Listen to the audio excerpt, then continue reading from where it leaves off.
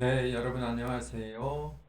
오늘은 우리가 매일 사용하는 수돗물을 어떻게 만들고 또 어떻게 공급하고 또 우리가 사용하고 버리는 하수는 어떻게 처리가 되는가에 대해서 12주차에 공부를 해보도록 하겠습니다.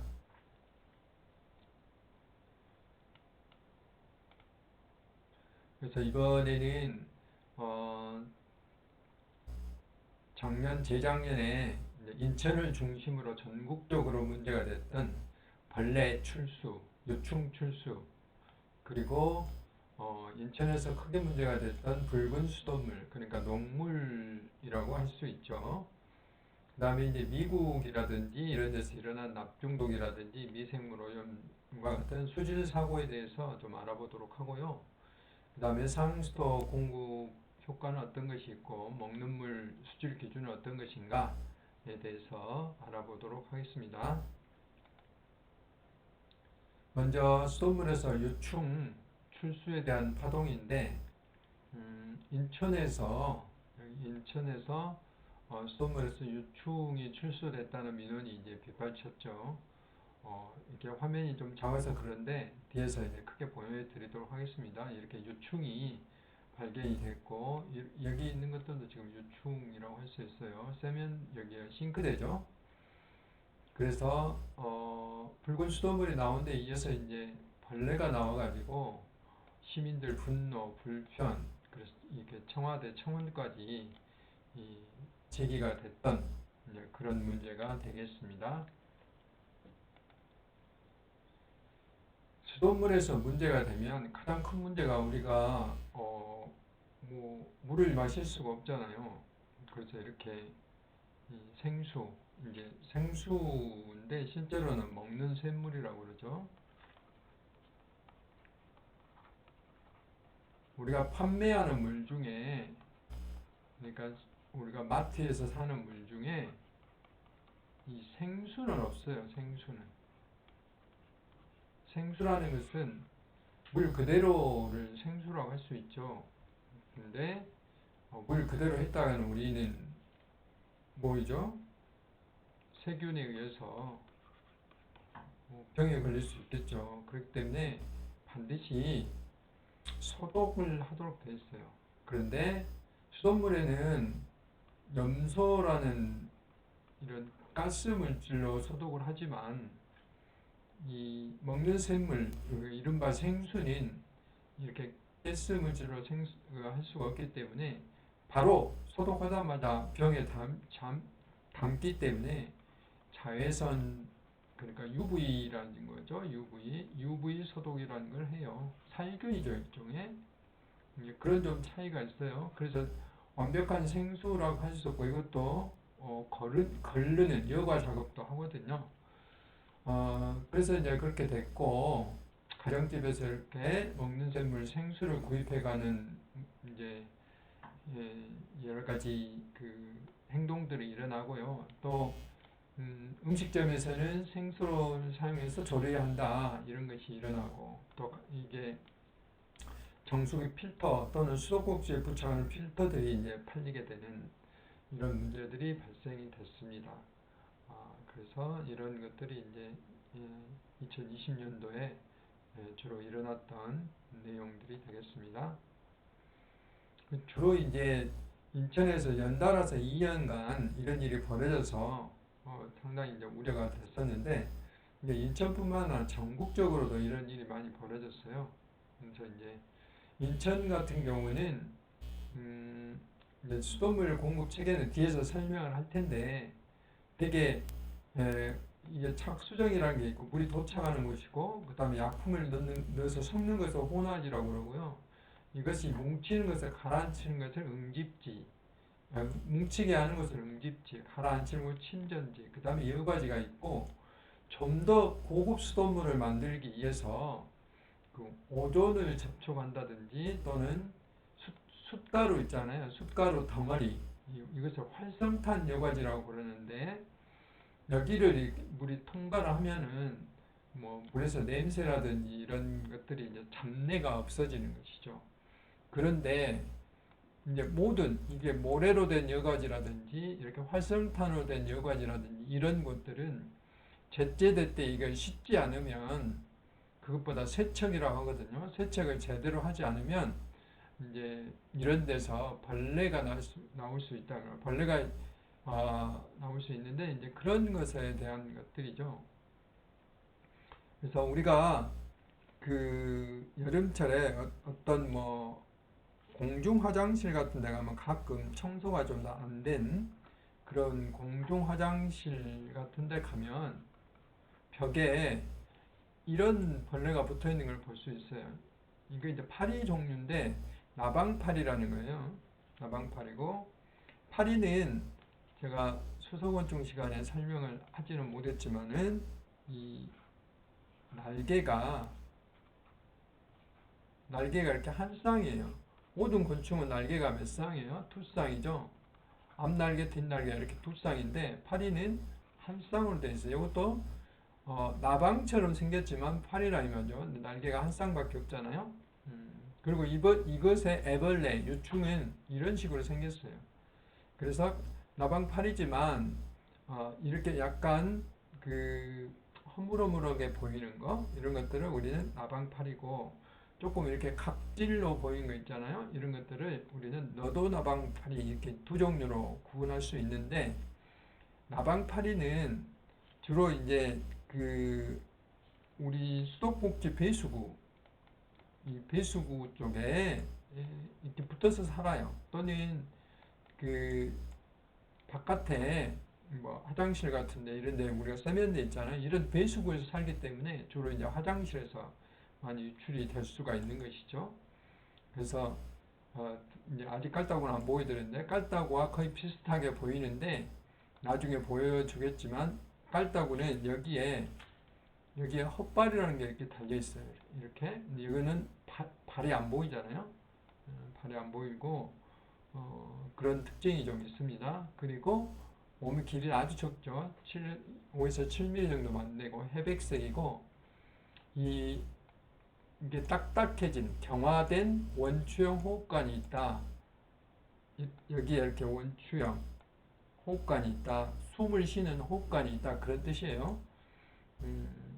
그래서 성충 화장실에서 많이 관찰됩니다 하는 것입니다. 그래서 되게 그 계곡에도 살아요. 이게 습한 지역에 사는데 우리가 생활하는 주변에는 배수관이나 하수관 이런 등에서 많이 나오기 때문에 청소가 잘 안 된 그런 뭐 그 화장실에서 이제 흔히 볼 수 있는 그런 종들인데 이런 게 이제 뭐 수도꼭지에서 발견됐다고 그러는데 주로 이제 많이 나오는 게 여기는 깔따구예요. 깔따구는 파리죠, 파리목이에요. 파리목에 깔따구 가예요. 모기하고 아주 비슷하게 생겼죠. 여기 보면 성충이 모기 비슷하게 생겼는데 이건 쏘지 않기 때문에 모기하고는 좀 틀리죠. 애벌레는 이런 식으로 생겼어요. 아까 헛발이라는 게 여기가 있어요. 헛발. 그 다음에 깔따구는 뒤에 이렇게 아까는 뭐였죠? 원추형 호흡관인데 얘들은 여기에 뭐 이렇게 헛발 같은 게 또 있고 발톱 같은 게 또 있고 그 다음에 여기에 약간 그 젤리 모양으로 그 호흡관도 있어요. 아가미 비슷하게 다 있잖아요. 이렇게 끝에 머리는 따로 이렇게 딱딱하게 되어 있고요. 머리 쪽에 헛발이 있는 이런 특징이 좀 있습니다. 그리고 깔따구 알은 이게 꼭 볼펜 용수철 크기만 해요. 그런데 보면 우리가 뭐 도종용 알이나 개구리 알 보면 이렇게 생겼듯이 이게 점 하나하나가 이 점 하나하나가 다 깔따구 그 알이에요. 이게 알 하나씩이. 그래서 여기 이것만 하더라도 수백 개가 되겠잖아요. 이렇게 알집 하나에 수백 개를 나기 때문에 그래요. 되게 그 깔따구 알에 그 시민들이 불편을 제거한 민원을 보면 되게 어떤 경우냐면 이제 시골이 낫던 도시 같은 경우도 텃밭이 있는 곳에 되게 수도가 있잖아요. 우리가 수도가라고 그러죠. 이런 수도가가 있는데 이렇게 이제 물을 수도에서 콸콸콸콸 받아놓으면 여기 대야에 물을 받잖아요. 이렇게 물을 차 받아놓는데 이때 되면 이제 그 밤이나 이럴 때 깔따구들이 이렇게 날라와요. 불빛을 따라서. 그래서 여기에 물이 있으니까 여기다 이제 알을 낳는 거죠. 알을 낳으면 이런 모양의 알이 이제 있는 거예요. 근데 물을 틀면 마치 수돗물에서 나온 것처럼 이렇게 여기서 출렁거리죠. 그러면은 이제 이게 물이 이것은 이제 바깥에서 이렇게 들어와서 알을 낳는 경우죠. 이건 물에서 수돗물에서 나온 것이 아니고 이제 이런 민원이 굉장히 많아요. 근데 이제 이건 설명하기 전에는 믿지를 않잖아요. 근데 이거는 이제 외부에서 유출 경로를 설명한 배부입니다. 이제 만약에 실험을 할 수 있으면 이 수도에 뚜껑을 덮어놓고 다음날 똑같은 현상이 벌어진가 비교를 해보면 금방 알 수 있어요. 다음날에는 이런 깔따구 알이 발견이 안 되는 것이죠. 이런 민원이 많은데 이번에 이제 정수장에서 사고는 아까 그 활성탄 여과지 그 숟가루로 만든 걸른 막에서 이런 것들이 깔따구가 외부에 날아가서 똑같이 여기 살았던 것이죠. 그래서 문제가 된 것입니다. 그래서 깔따구는 이제 그 파리류에 속해요. 파리류에 속한데 이렇게 애벌레 단계에는 너무 또 작기도 하고 복잡해서 이제 무슨 종 구별하기가 어려워요. 그래서 유전자 분석법이라는 걸 이용해서 분석을 하고 있고 요즘 우리가 코로나 때문에 PCR 검사라고 많이 막 들어보잖아요. 이게 유전자 증폭 방법이에요. 우리 그 침이나 코 점막 속에 이 조그만 코로나 바이러스가 있는데 이걸 가지고는 무슨 바이러스인지 알 수 없기 때문에 이 PCR이라는 게 유전자 증폭기예요. 이게 이제 PCR을 거치면 굉장히 많은 이렇게 DNA가 만들어진 거죠. 또는 RNA, 우리가 유전자를 DNA, RNA 이렇게 이야기하는데 이런 것 이게 원조고 이게 복사라면 이제 RNA라는 게 되는 거죠. 우리 이런 걸 가지고 백신을 만들고 하잖아요. 근데 그런 것처럼 이렇게 증폭해서 하는데 뭐 이런 생물들도 요즘은 이제 기술이 발달돼서 옛날에는 그 모양이나 형태만 가지고 이것이 무슨 종이다 알아맞혔는데 현미경을 보고 이제 그렇지 않아도 그 종을 구별할 수 있어요. 그런 것을 PCR 방법, 유전자 분석법이라고 그래요. 1년에 한두 번 정도 성충으로 우화를 하는 것이고 하루살이나 모기로 이제 오해할 수 있는데 깔따구는 다르고요. 이렇게 빨간 깔따구도 있어요. 붉은 깔따구라고 그러는데 이것은 제가 수소곤충 때 이미 이야기를 했죠. 체내에 헤모글로빈이라는 가지고 있어서 아주 오염된데 그러니까 산소가 부족한데도 살 수 있는 이제 그런 것들인데 그 아까 말한 활성탄 접촉조 같은 경우에 이제 층이 깊잖아요. 그러니까 그 속에서 살 수 있는 어떤 조건들이 됐던 것이죠. 그래서 얘들을 예방하려면 이렇게 뚜껑을 덮든지 모기장을 치든지 이렇게 해야 유리창. 그러니까 그동안에는 정수장들이 다 이제 외부에 노출되어 있어요. 왜냐하면 뭐 벌레에 대한 피해가 별로 없었기 때문에 외부에 노출되어 있었는데 이렇게 이제 뚜껑이나 덮개 뭐 이런 모기장 같은 걸로 쳐서 벌레들이 들어오지 못하도록 이렇게 조치를 하는 것이죠.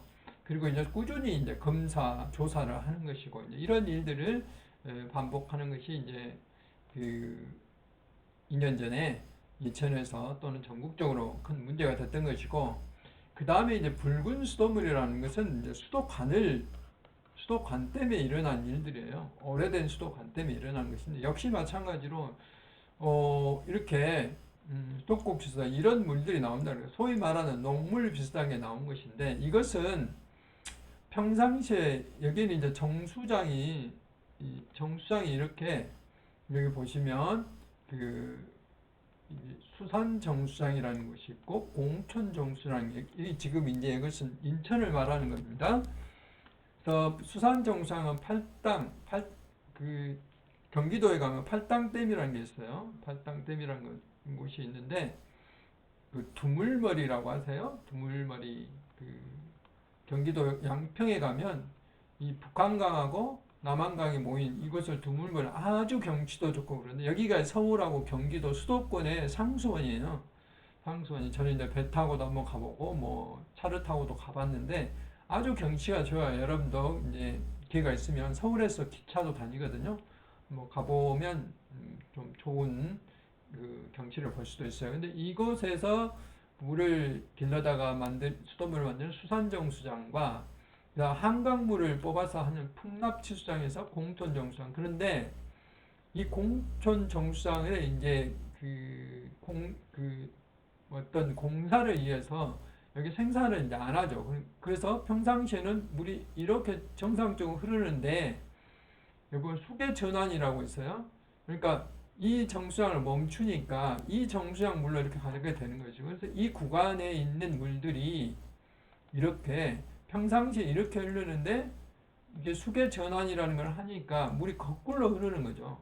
역으로 흐르니까 아무리 깨끗한 수돗물에도 뭐 금속 성분도 들어있고 여러 가지 물질들이 들어있어요. 이런 것들이 수도관에 이렇게 붙어 있거든요. 평상시에는 물이 정상적으로 흐를 때는 이게 흩어지지 않기 때문에 이런 게 나오지 않아요. 그런데 이게 역으로 물이 이렇게 돌면 수압의 변동이 생기잖아요. 이게 떨어져 나와요. 그래서 이런 물들이 나오는 거죠. 관 내부에 붙어 있던 이런 이물질들이 이게 떨어져 나오는 겁니다. 그래서 이런 것들을 우리는 붉은 수돗물이다 이름을 지었어요. 근데 그런 일들이 이제 최근에 우리나라에서 일어났던 가장 큰 수돗물 사고가 이렇게 두 가지가 있었고요. 그 다음에 이제 미국의 이야기인데, 이제 미국은 여기는 수계를 바꿨다는 말은 다른 것은 아니고, 이제 여기 보면 타임지에도 이게 납이라는 이 납을 말아요. 납은 중금속이죠. 중금속인데 미국의 이 수도 역사는 굉장히 오래됐기 때문에 이 수도관이 납으로 된 게 꽤 있어요. 수도관이. 그래가지고 그 납들이 수돗물에 이제 많이 포함돼 가지고 문제가 됐던 거예요. 그래서 이게 여기 보면은 여기 그대로 이제 제가 크게 해석해 놓은 건데 독성물로 그러니까 독성이 있는 물을 마시고 아픈 아이들의 이렇게 모습을 처량한 모습을 이제 타임지가 표지로 이렇게 보도를 했던 것이죠. 이것은 이 프린트 시에 대한 건데 그래서 애들이 이제 요청을 해서 당시에 오바마 대통령이 정수기로 끓는 물을 이렇게 마시는 것을 퍼포먼스 하고 있는 모습인데 어떤 이야기냐면 여기 보면 이제 디트로이트 시라는 곳이 있어요. 디트로이트 시라는 곳이 있는데 이 디트로이트 시에서 물을 길러다가 우리 광주로 말하면 지금 광주는 아직 이제 이야기가 안 됐지만 뒤에서 이야기했지만 주하모와 동복호라는 곳에서 물을 길러다가 광주에서 정수를 해요. 그런데 이제 예를 들면 아까 디트로이트 시죠. 근데 이게 물값 그러니까 원수 요금을 굉장히 많이 올리는 거예요. 그러니까 이제 여기 예를 들어서 광주에서는 재정 부담이 생기잖아요. 그래서 광주천 물로 바꿨어. 광주천 물로. 뭐 광주천 물을 어쩌잖아요? 지금 사람이 그 수돗물로 마실 수 있는 환경은 아니에요. 그래서 각종 질병들 뭐 이런 문제가 발생한 것이죠. 마찬가지예요. 이건 예를 든 거고 디트로이트 시와 30년을 계약했던 휴런호라는 곳에서 원수를 갖다가 이제 물을 공급을 했는데 사용료를 올리니까 재정 그 적자의 그 상태인 플린트 시라는 곳에서 이제 수원을 자기 도시에 있는 플린트 강으로 전환을 했어. 근데 이게 오염되어 있기 때문에 이제 문제가 그 물이 산성화돼 pH라는 곳이 있어 수소이온 농도라는 곳이 있는데 이게 산성화된다는 것은 밑으로 7이 중성인데 7보다 밑으로 떨어지면 산성화인데 이게 물이 산성화됐다는 것은 금속 성분들을 그 물로 빠져나오게 해요. 관 속에 있는 금속 성분들을. 그래서 이렇게 미국은 이렇게 납관들이 많이 있는데 이 납 성분들이 물로 빠져나오게 하는 역할. 중성이었을 때는 그런 일이 거의 없는데 그래서 프린트 시에 강원수 브렌트 강의 원수가 산성도가 이렇게 굉장히 산성도가 높다는 것은 pH라는 게 수소이온 농도가 1부터 14까지 있거든요. 중성이 7이니까 이게 뭐 한 4에서 5 정도 뭐 이렇게 낮아져 있다는 것이죠. 실제로 우리가 마시는 오렌지 주스 같은 경우 2에서 3 정도밖에 안 돼요. 그 pH가. 그런데 이거는 우리가 마시는 뭐 주스니까 물이 이제 이렇게 되면은 이렇게 관에서 납이 이렇게 빠져나온 것이죠. 그래서 이렇게 어린이들이 뭐 10만 명 이상의 납중독 확률이 일어났고 납중독 판명 받은 어린이들이 3천 명이 그래서 이제 프렌트 시가 비상상태를 선포했고 미국 전역이 비상에 걸린 아까 우리나라 유충사고처럼 그래서 미시간주 전체가 이렇게 비상사태가 확대되고 이런 일들이 이제 벌어졌다는 것이죠. 그래서 이런 그 납중독 수돗물이라는 것은 이게 미국 굉장히 많이 50개 중 2천여 곳에서도 이런 문제들이 벌어졌다 이 말이에요. 똑같이 이제 우리나라처럼 이렇게 뭐 생수 공급을 하고 뭐 이런 문제들이 벌어졌는데 이렇게 단순히 우리가 그러니까 상수원을 이렇게 잘못 바꿈으로써 엄청난 피해를 볼 수가 있다는 것이죠. 돈이 중요한 게 아니에요. 수돗물을 공급받을 때는 우선 원칙으로 삼아야 되는 게 이제 수질 문제를 이렇게 봐야 된다는 것이죠. 미국의 사례고 또 한 가지 미국의 사례는 미국의 이제 동부 쪽에 있는 밀워키라는 시가 있어요. 밀워키시라는 뭐 지금은 유현진이 그 야구를 하고 있지만 과거에 뭐 박찬호 선수가 야구 그 선수를 할 때 보면 가끔 밀워키 팀하고 뭐 그 시합을 하는 경우가 있었어요. 근데 거기에 있는 여기도 역시 미시간호 근처에가 있어요. 이곳에는 독일계 계통도 좀 있고 그런 것 같아요. 여기는 원생동물은 집신벌레나 뭐 아메바 이런 것들이 원생동물이거든요. 집신벌레 초등학교 때 들어봤던 그런 그 동물 이름들이죠. 집신벌레, 아메바 이런 것들을 우리는 원생동물이라고 해요. 완벽한 그런 동물은 아닌데 원시적인 동물이라는 뜻이죠. 그 중에 여기 보이는 크립토스포리디움 이게 크립토스포리디움이고 그 다음에 지아디아라는 생물이 있어요. 이것도 원생동물인데 뭐 현미경으로도 안 보여요. 이것은 현미경으로 보려면 복잡한 염색 과정을 거쳐서 형광물질 투입하면 이렇게 보여요. 이런 식으로 염색을 해야지만 보이는 것인데 이것은 어떻게 해서 이런 게 이제 발견됐냐면 느닷없이 밀워키의 시민이 약 100만 명에서 120만 명쯤 되는데 약 40만 명이 일시에 설사병이 걸린 거예요. 40만 명이. 그래서 이제 그리고 한 100명 정도가 죽었어요. 그러니까 노약자들. 꼬마들 이런 애들이 100명 정도 그 면역이 약한 사람들 그래서 나중에 이제 이럴 때는 뭘 하죠?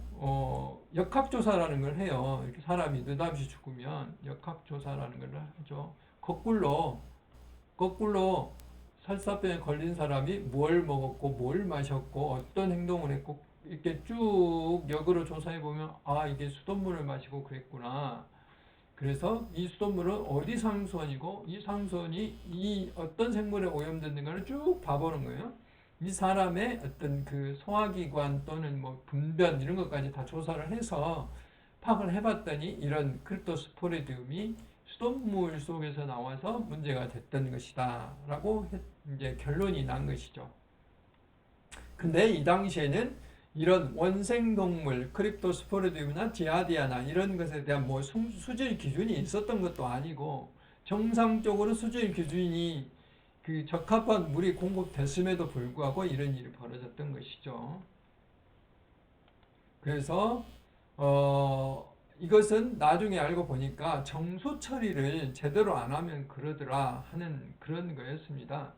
그래서 이게 이제 보면 이 빨간 게 그 설사라든지 또는 병에 걸릴 그런 케이스고 지금 여기 하늘색으로 보이는 이것이 그 탁도라는 것이죠. 물이 얼마나 흐린가를 나타내는 탁도라는 것이거든요.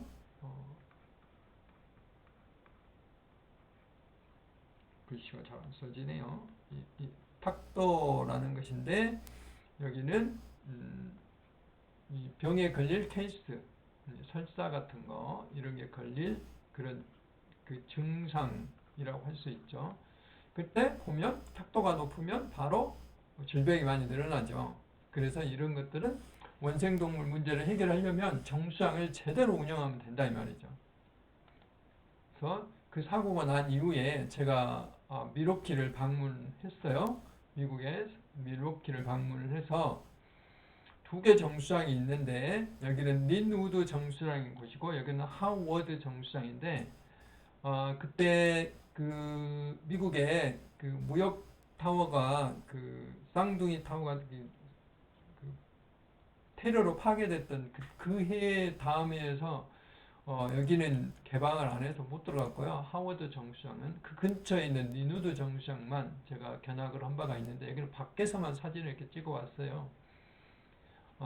그래서 이렇게 나중에 알아봤더니 여기에 이제 그 상수원에서 사슴 같은 게 이렇게 그 들짐승들이 놀러 와서 오리나 사슴 이런 것들이 놀러 와서 배설을 함으로써 그 배설물 속에 들어있는 원생 동물들이 수돗물에 들어왔는데 이렇게 걸러지지 않고 사고 당시에 하워드 정수장에 그 응집지 그러니까 약품을 넣으면 이걸 뭉치게 하는 것인데 이게 이제 프로펠러식으로 이렇게 돌도록 되어 있어요.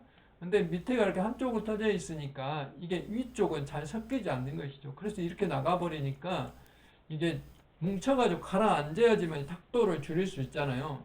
그래서 문제가 됐던 거예요. 그래서 요거를 이렇게 지그재그로 돌도록 여기는 밑에를 막아버리면 좀 낮춰야 되겠죠. 밑으로 돌고 위로 돌고 밑으로 돌고 위로 돌고 이렇게 돌면은 충분히 약품하고 물하고 섞여서 이게 침전이 되도록 이렇게 만드는 그런 게 이제 계량을 했다는 것이죠. 이렇게 이제 이런 것들이 발견되고 또 이제 정수환에 가면 응집제라는 약품을 이제 뒤에서 또 설명이 될 거예요. 응집제라는 약품을 집어넣는데 이 집어넣는 방식이 이 여러 가지 방법들이 있는데 이같이 이제 그 급속 고나지에 마치 그 챔버 그냥 쏴버리는 거죠. 이날은 약품을 한 방울 두 방울 떨어뜨렸는데 우리 그 자동차 연료에 그 펌프식으로 이렇게 이제 계량을 해서 어느 정도 해결을 했다는 이제 그런 사례들을 보여드린 겁니다. 그래서 수돗물은 이렇게 감염병과 함께 맨 처음에 뭐 콜레라라든지 이런 것들을 이제 잡기 위해 수돗물이 그 발전을 해 왔는데 이제 최근에는 그런 것보다는 뭐 소독이라든지 이런 것들로 이제 문제가 됩니다. 그래서 수돗물을 공급한 이후로 이런 장티푸스 같은 게 이 장티푸스인데요. 거의 이제 발견이 안 된다. 그래서 요즘은 이 수돗물 쪽에 어떤 질병이 발견되고 그런 일이 없고요. 20세기에 미국의 과학자들이 위대한 공학의 성과 그러면 네 번째 이렇게 여기 보면 Water Supply and Distribution에서 상수도가 나와 있죠. 이렇게 네 번째에 인류의 공헌한 공학 그래서 상수도가 네 번째 들어요. 첫 번째가 뭐 여기 보면 일렉트로닉스 그래가지고 뭐 전자 뭐 이런 것들이 들어 있어요. 이렇게 이제 발견돼 있다 하는 것이죠. 여기 보면 자동차도 있고 뭐 여러 가지가 있지만 네 번째가 그리고 영국의 현대의학 잡지에서 이제 브리티시 메디컬 저널이라는 게 있는데 여기서 설문조사를 해봤어 독자들로 하여금. 근데 1위가 상수도였어요. 그 현대의학의 어떤 성과를 꼽는 게 항생제라든지 마취라든지 백신이라든지 DNA보다 훨씬 더 이 수돗물이 위생을 겪는데 이제 유리한 어떤 기여를 했다 하는 것이죠. 생각을 해보세요. 이제 여러분들은 이런 경험이 없겠지만 뭐 저같이 이제 어렸을 때 뭐 거의 그 수도 시설이 없었죠. 뭐 시골 마을 같은 경우 우물 하나 있었고 그래서 거의 뭐 여름철에는 냇가에 가서 목욕이라고 할 수도 없고 헤엄치면서 몸이 씻어지는 거고 겨울철은 씻을 데가 없으니까 뭐 설날이나 명절 때만 돼야 겨우 씻었죠. 그래서 막 내복에 그 이라는 것도 벼룩이라는 것도 나오고 막 이랬는데 지금 보세요. 뭐 하루에 한 번 이상은 샤워가 뭐 기본으로 다 하잖아요. 또 위생 시설도 화장실 가서 뭐 우리가 용변을 보면은 그대로 다 내려가죠. 화장실 굉장히 깨끗하잖아요. 이런 것들을 다 우리가 위생 관리를 할 수 있는 상하수도 시설이 잘 갖춰졌기 때문에 오늘날 이렇게 우리가 그 풍요로운 또는 그 질병으로부터 해방된 이런 생활을 할 수 있는 것이죠.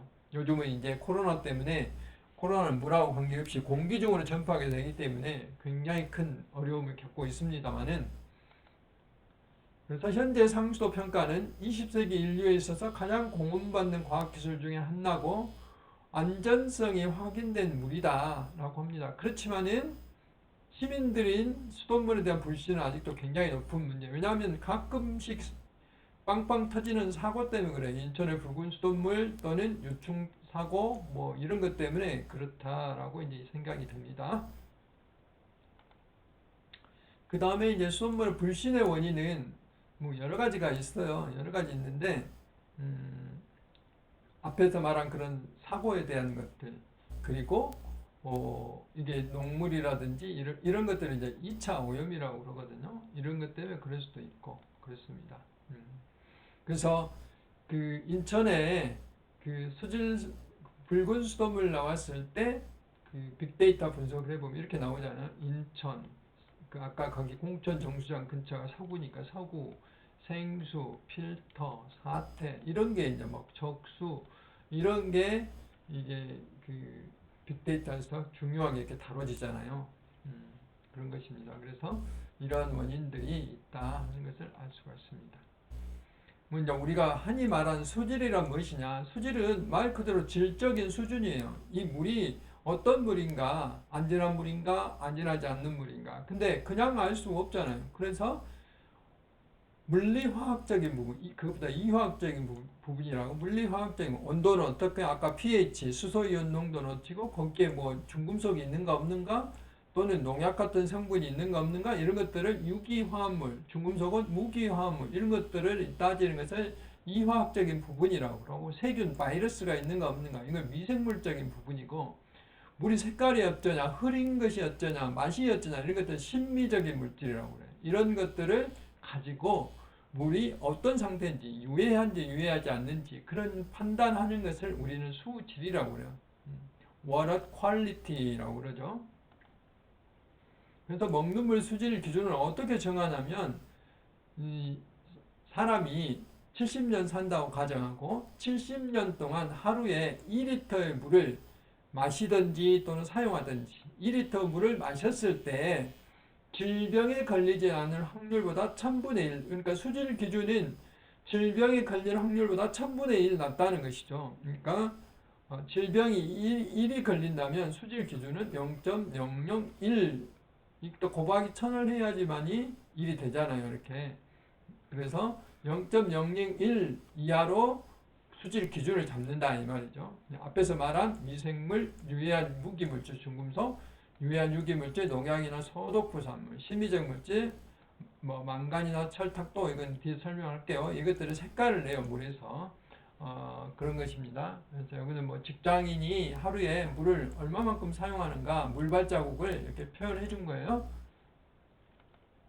그리고 우리나라의 먹는 물 수준 기준은 현재 총 58개 항목인데 앞에 설명했죠. 미생물이 4개, 무기물이 12개, 유기물이 25개, 심미적인 물질 17개 이렇게 되어 있어요. 그러니까 이런 인체에 해가 없지만은 물의 색깔이나 뭐 이런 걸 나타내는 항목이 굉장히 많고 제일 많은 것은 유기물인데 수돗물은 염소로 소독을 하기 때문에 이 유기물 항목이 많아요. 농약이나 아까 말한 소독부산물이라는 게 이게 굉장히 많습니다. 반면에 이제 먹는 샘물, 아까 생수 같은 경우는 미생물이 많아요. 이렇게 미생물 항목이 2배 정도 많죠. 왜냐하면 잠깐 한 번밖에 소독을 안 하기 때문에 이제 그런 차이가 있습니다. 그리고 우물물, 샘물이라고 하는데 여기는 보면 뭐가 많냐면 특별히 이 경도라든지 지하수 같은 경우는 샘물이라고 그러잖아요. 그래서 이런 것이 좀 높다 하는 것을 알 수가 있고요. 그 다음에 수돗물의 그 단위를 평가하는 우리 흔히 ppm 많이 들어봤는데 ppm이라는 것은 parts per million 그래서 100만 분의 1이라는 뜻이에요. 이것은 밀리그램 per 리터 1리터에 1mg이 들어있다는 건데 이것을 이렇게 그 비율 농도 비율로 따지면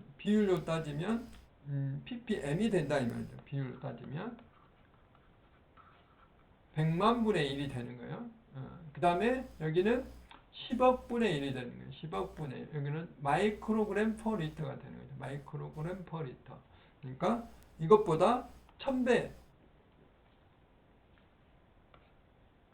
ppm에다가 1000분의 1을 곱하면 이게 ppb가 되는 거고 또 1000분의 1을 곱하면 이제 ppt가 되는 거예요. 이게 트릴리언이라는 거예요. 트릴리언. 1조 분의 1. 나노그램 퍼 리터라고. 나노가 이제 트릴리언이니까요. 그래서 길이로 보면 1kg 중에 1ml 그러니까 얼마나 적은 농도인 그 길이 또는 부피로는 가정용 욕조 물을 가득 대놓고 잉크 한 방울 딱 떨어뜨리는 거예요. 1ml. 그 떨어뜨리면 안 보이잖아요. 그냥 맑은 물로 보이잖아요. 그 정도 농도가 인체에 영향을 미치기 때문에 이제 관리를 하는 거죠. ppb는 20 곱하기 50 곱하기 1ml 되는 통 속의 물, 부산에서 서울 왕복한 거리 중에 1ml. ppt는 지구를 24바퀴 돈 거리 중에 1ml. 얼마나 적은 농도를 우리가 신경 써야 되는가 하는 것을 알 수가 있습니다. 그러니까 대부분 수질 단위는 여기 있는 밀리그램 퍼 리터를 사용을 하고 아까 앞에서 말했던 중금속이라든지 이런 것들은 굉장히 적은 농도에서도 문제가 되기 때문에 여기 있는 것처럼 ppb라는 단위를 사용합니다. 이제 그 이유는 여러 가지 이유가 있는데 이제 예를 들면은 그 중금속이 납이 있다, 납이 이렇게 있다. 근데 이것을 0.001 이 정도로 막 기록이 돼요. 그러면 이게 사용하기가 어렵잖아요. 미리그램 퍼 리터 이렇게 써야 되는데 그러면 1000을 곱하면 1 마이크로그램 퍼 리터가 되는 거죠. 이렇게 이제 표기를 편하게 하기 위해서 이렇게 하는 것도 있어요. 그래야 얼른 구별이 될 수 있잖아요. 그 다음에 뭐 소독 부산물이나 냄새 물질 같은 경우는 더 낮은 데에서도 냄새를 사람들이 민감하게 느낄 수 있어요. 예를 들어서 0.0001 이렇게 되기 때문에 이렇게 표기하기가 어렵잖아요. 그래서 뭐 1ppt 이렇게 표시를 하기 위해서 나노그램 퍼 리터 이렇게 표시하기 위해서 이런 단위를 사용한다 하고 이제 말을 할 수 있습니다. 그래서 이번 시간에는 주로 그 수돗물로 인한 여러 가지 그 사례들, 사고들 이런 것에 대해서 쭉 알아봤고 그에 대한 단어에 대해서도 알아봤습니다. 네, 수고 많이 하셨습니다.